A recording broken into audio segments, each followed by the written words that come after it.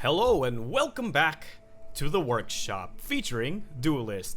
In the last video, we played a decent game and won against that Songhai player. And again, this is a new recording session, and I would like to say that the series has gotten a non-negative feedback. At least some people said that they were somewhat entertained by it, either through PM or through the comments. And I know it's not going to be as popular as the other videos, but again, this is more of just me wanting to pump out more content because I feel like it'll help me make better content for you guys on stuff like more BattleCon tutorials and of course commentary for when BattleCon Online does come. So in this video, I want to reevaluate my deck because in the last two videos, we looked at how I basically didn't read a bunch of the cards that I just put into my deck because, you know, I'm just so used to all of these cards doing specific things, and it's gonna take me some time before I realize that some of the cards have changed. So let's go to the collection and go to Face Magmar. And let's look at the cards that we've put into the deck. So Dance of Dreams allows us to draw a card whenever a friendly minion dies this turn. It hasn't been that useful as of yet, but I haven't really gotten to the games wherein like this could be an absolute lifesaver, so let's just keep it there for now. Dire-Tide Frenzy, I know that this was changed. It used to be 1 mana, now it's 2 mana, rightfully so because it was pretty good at 1 mana. F-Shroud, it's still the same. Flameblood Warlock is still the same. Healing Mystic is still the same. Fangsar is different, yeah. I remember this used to be like a 3 mana card or something, and I think they nerfed the 7 attack on it, so it's not that bad now. Primus Fist. Primus Fist was one of the cards that really shocked me that it's no longer a permanent +2 attack. And I guess I understand why, because again, like it was pretty powerful when it was permanent +2 attack, because it basically meant that it was a 4/3 for 2, which is pretty good actually. So maybe these become first candidates for changes, which I think will change when we find some cards we want to put in, and I have some cards that I want to put in. So the Young Slithar is still the same. Saber Spine Tiger was a 4/1 before, but they changed it back because, again, making it a 4/1 is pretty broken. Songweaver is another candidate, much like the Primus Fist. Without the flying on the Songweaver, even if it is a 3/3, I don't necessarily think that +1/+1 is that useful, seeing as the only targets in my deck wherein that actually matters is the Saber Spine Tiger and the Void Hunter. Everything else doesn't really give it an extra partition of damage if I'm attacking a general that only has 2 health. So maybe this gets changed. Void Hunter, still pretty good. Adamantine Claws, the same. Elucidator, the same. And Emerald Rejuve, the same, but they nerfed the stats. Okay, so I really want to put in Blaze Hound, because aside from being a funny 420 joke, well, at least old 420 joke, it draws both players a card. Since we're going face, we actually end up spending a lot of cards. And for us, drawing more cards is more important than letting the other player draw a card. In essence, even if the effect is symmetrical, it's more important for me to draw cards because I tend to run out of hand really fast, as you saw in the previous game. But if the opponent isn't playing a lot of cards, oftentimes they won't gain any benefit from it, or if they do gain a card from it anyway, it's not that important for them because they had like 5 cards in their hand anyway. They didn't need the card. On the other hand, if we are like starving for fuel, we can actually play a Blaze Hound, draw the next card, and oftentimes, because most of our cards are like 4 cost or lower, we get to play that second card we draw, which is pretty good. So aside from that, it is a 4/3 now instead of being just a 4/2, and being a 4/3 means that it can attack the general's face twice, which is really good. So I think this is a really good change and a really good sub out for our Songweavers, which aren't as strong as I used to think they were, because this basically lets me draw a card and deal a lot of damage to the opponent's face, or at least trade one of their creatures. It's just that good. Another thing I want to probably put in is the Corsair. Okay, so now the Silver Tongue Corsair might not be the best card in the game, but this minion takes no damage from generals. And back in the old meta of Duelyst, this used to basically be really bad. It was a 3 mana 3/3, and 3 mana 3/3s aren't that good unless their effect is really great. However, now that in this meta wherein draw isn't as prevalent, which means that removal isn't as prevalent, Silver Tongue Corsair becomes immensely hard to remove because your opponent can't deal damage to it with their face. Though most people think like, why would I want to deal damage to a minion with my face if I can just remove it with my minions? Oftentimes, minions are 2/3s. That's the usual early game drop. So if I drop a 3/3, not only will the 3/3 trade with the 2/3, it will also still be able to hit the general's face repeatedly. Basically, this card keeps going face until your enemy general finds a way to remove it. And that's pretty good for my strategy, I believe at least. And I think it's a very ample sub out for the Primus Fist. However, this will make us a bit heavier on the 3 slot, because by that point we'll only have well, to be fair, we'll only have 16 2-drops, so I don't think it's that big of a loss for us. But we'll see. So I think this is an interesting... Oh, I only have 2 copies of it. Well, let's make one. I have like 5,000 dust. This is what happens when you reset your collection. Okay, Silver Tongue Corsair into the deck.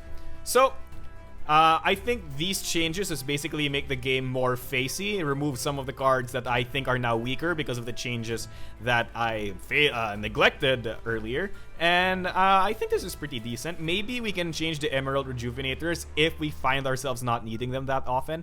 The same applies to the Healing Mystics, but we'll have to see later on. We haven't really fought an enemy control deck, so we're not sure. Okay, so Gauntlet's open, but we're not gonna do that because we're doing the workshop, and you gain... It's hard to gain valid data in the Gauntlet. Oh, there we go. It's Everblight. So, an Abyssian deck with Lilith Blightchaser. So now that we have different generals, we actually gain a glimpse as to what our opponent might be doing with their deck. And against Lilith Blightchaser, we want the AoE removal, which we don't have in this deck. So we have to take into consideration how we're gonna play this. I really want to draw those Dire Tide Frenzies, but at the same time, I only have 2 copies of them, so it's not really gonna be that likely that we draw them. But this Saber Spine Tiger is going to be very important because it allows us to remove some Wraithlings for quote-unquote free, quote and end quote free, because it's a 3/2 and it trades freely into them. So I think our first turn play is going to be a Youngsidar and a Flameblood Warlock, blocking off the center space, obviously. And maybe we can just follow up with one of these 3 units. The Corsair might be the weakest card in this hand, but like the likelihood of drawing the Dire Tide Frenzy isn't that high. So we're just gonna need to pump out a lot of minions. We're gonna keep that Corsair in our hand because we want to do something with it, I guess. Maybe try it out, see if whether or not it's good or not. And there goes Lilith Blightchaser. Oh, okay. So this is the thing about Duelyst that I have to point out. Missing your turn 1 play in Duelyst is a huge deal. Mostly because of the fact that your enemy having no minions means that I get to play this, and it's impossible for him to basically remove this without... Oops, sorry about that. Windows update. It's basically impossible for him to remove this without having to work really hard for it. And that's a huge deal, because now if he doesn't remove this, I get to freely get one of these mana springs, and it allows me to play an extra card next turn, essentially, if I draw a 2-drop. So with that in mind, do I want to mulligan one of these cards? Note that you usually mulligan before you make a play, but knowing my deck, there's no other play I would have made aside from this. Maybe another Youngsidar here, but nah. See, I wouldn't have played that F-Shroud anyway. But again, usually in Duelyst, you're supposed to replace before you play. So that was a slight misplay on my part. I apologize for that. So the F-Shroud plus these will be really good, especially if he summons his priestesses, Blood Moon priestesses. Is that what they're called? Oh, I'm sorry. I'm sorry. Faction face. Whoops. I couldn't find a faction face for it. So now, oh, okay. So here's the thing. A lot of people really dislike playing against Sarlacc the Immortal because they're like, oh, it never dies, infinite value, la la la la la. I don't think Sarlacc's that good because, you know, you lose a lot of tempo by playing him because he spent that entire turn just dropping a 1/1. Now that we have this hand, though, I actually have access to 5 mana this turn if I play my cards right. And I think this is the right way to go. He has 6 cards in his hand. So note that Void Hunters and Blaze Hounds kind of do the same thing, but this one gives your opponent no benefit. So since he has 6 cards in his hand, I can actually play the Blaze Hound here, gain access to that mana, and it forces him to burn a card. I didn't see what card was burned because I was too busy looking at what was going on. I silenced this because, you know, he's an Abyssian. Abyssians love using that card. And bam. Okay, we're not gonna replace anything because I kind of want to summon a Corsair next turn. Okay, so this guy's probably really mad at me for taking so long with my plays, but again, with commentary stuff like this, I really have to take slow turns in order to, you know, tell you guys about what I'm thinking. Because if I just like did everything really fast, I would like be done in less than 30 seconds with my turn, but I would have no commentary for you guys, and that would be kind of bad. So Youngstadar is here. He can serve as an effective face minion, and even if I do just crash him into face and then the opponent spends his time removing it. Oh, Spectral Blade. Okay. Oh, okay. So I was thinking whether or not that ability was random. It seemed random, but at the same time, it didn't. Okay, so let's think about this. Is the Slivertongue Corsair is now bad? Oh, no, it's pretty good actually. Never mind. That was completely my mistake. So I think the play should be this. Yeah, completely. Sadly, I won't be able to go face this turn, but I get to remove this unit, remove this unit, summon this unit, and buff myself. Okay. I want to keep this entire hand, or maybe do I want to get rid of Void Hunters? Nah. We need fuel. So this is really good because usually this would be able to just kill a 3/3, but now that we have the Silvertongue Corsair, we're able to basically keep whacking this enemy hero until he dies or she dies, whatever. And I think this is an advantage that is pretty good. Oh, by the way, the positioning that you saw there, this basically forces him to either move here or move there. Oh, that was the unit I was talking about, and that's the unit I have this for. Oh, snap. Oh, wow, that was absolutely devastating. Oh, that was absolutely devastating. Oh, I forgot about that card. Oh, I'm so bad. Okay, so forgetting about that card has cost me dearly. Absolutely dearly. Let's see. We have to get rid of Void Hunter now. So one really good thing about this ability is that I get to trade this minion. And again, summon the Silvertongue Corsair. Now this play is very interesting. Note that by doing this, yeah, we're able to effectively prevent this card from dying to the minions. So he'll have to either trade this or trade this into that. And another thing, now that I know that he's running, what's this card? Grasp of Agony in his deck, this basically prevents a Grasp of Agony play, which is pretty good. Because if he Grasps of Agonies this, it does nothing. If he Grasps of Agonies this, he can't kill it. He'll probably run Priestess, or like whatever that 5 mana card is. Shadow Dancer, that's what it's called.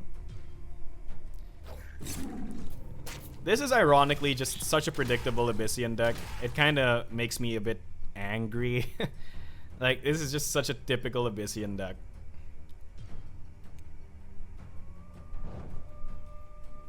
Interesting. And he's just going my face.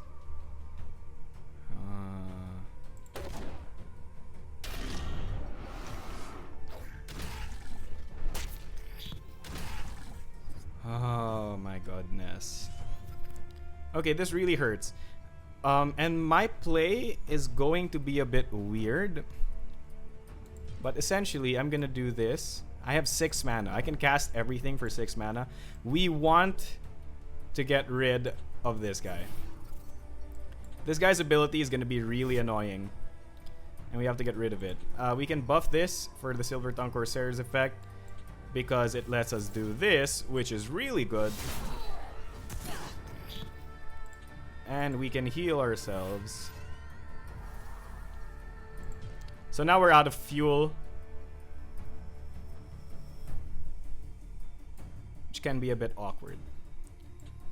But we will overload and remove this. So those heals are coming in handy. So this is a really interesting thing, because he's basically... Oh, Spectral. Okay, I lose. GG. Okay. What are you gonna do? So I believe that game accentuates one of the biggest weaknesses of this deck, which is the fact that I have no way of dealing with really important units that I feel like I need to remove. So how did that game go? Let's do an analysis of that game. So basically, what ended up losing me the game was the fact that I think I didn't go face enough. I believe that if I had gone face with a few more of my units, I would have won that game.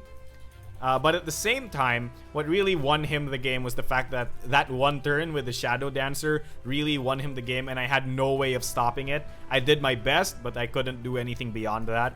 So it was out of my control. I just didn't have enough board control to do it well. The Silver Tongue Corsairs seem to not do much, but at the same time, I feel like Abyssian's not necessarily the faction wherein Silver Tongue Corsairs going to shine. It's probably going to shine better against Vitruvian and Songhai, basically everything but Abyssian. This episode's really not that long, and I want episodes to be a bit longer. So instead of doing 1 game per episode like I did in episode 2, I'm gonna do 2 games per episode. Oh, Lionar. Okay. Lionar's an interesting faction. He's running Argeon, which means that he's gonna be a really aggro dude. Okay, let's get rid of one Flame Blood, because I want to play this on turn 1. If he doesn't summon any unit, this Phalanxar is gonna be amazing. Corsairs. Okay, now just the hopes that he doesn't summon a minion. Oh, he does. Oh, it's an Aether Master. Interesting.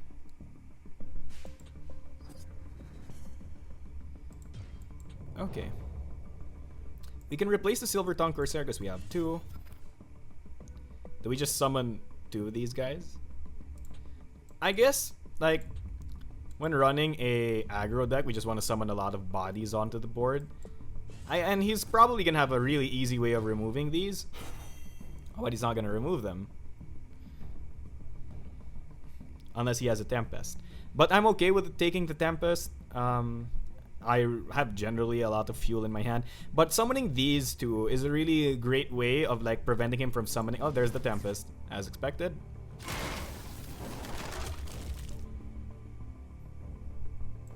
And a Windblade Adept. Okay, things aren't turning out like I wanted them to.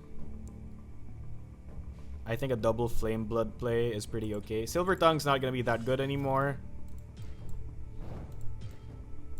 So we do this. So, look at how I position these units. Like this.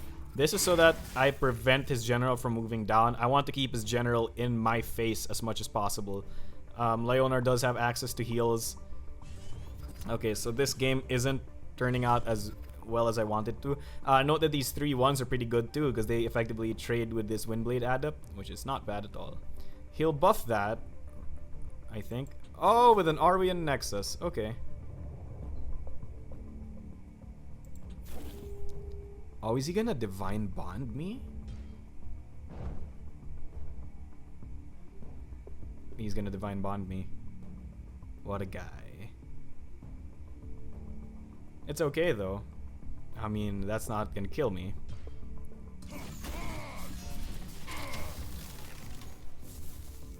Divine Bond. Yahoo.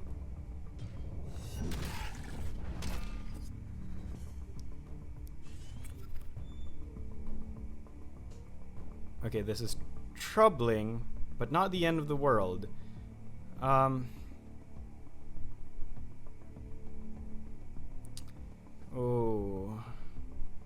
Because I can kill that with these two. And I can then draw 2 cards. Oh man, but I'm like 1 hit away from death. Let's replace the Blaze Hound.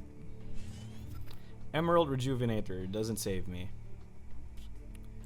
Well, there goes another loss.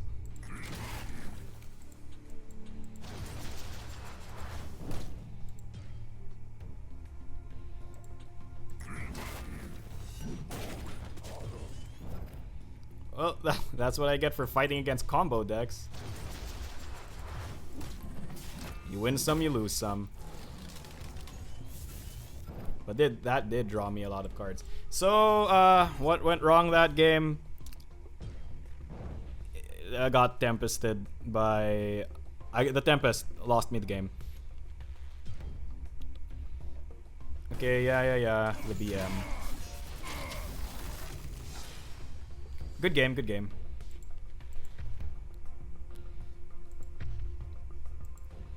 Okay, so this is why we're at rank 10. Okay, so in that video, I think what really lost me that was the Tempest. I was expecting the Tempest, but I wasn't expecting it to make me lose that hard. So even if the game is slower, tempo is still really important. So in the next video, I guess we'll try to reevaluate what went wrong and maybe do a few changes to the deck, because I think I've seen some few weaknesses, and I know that you're not supposed to change a deck willy-nilly, but I think certain things have come into light that make me question certain aspects of the deck. Anyway, without much else to say, thank you and good night.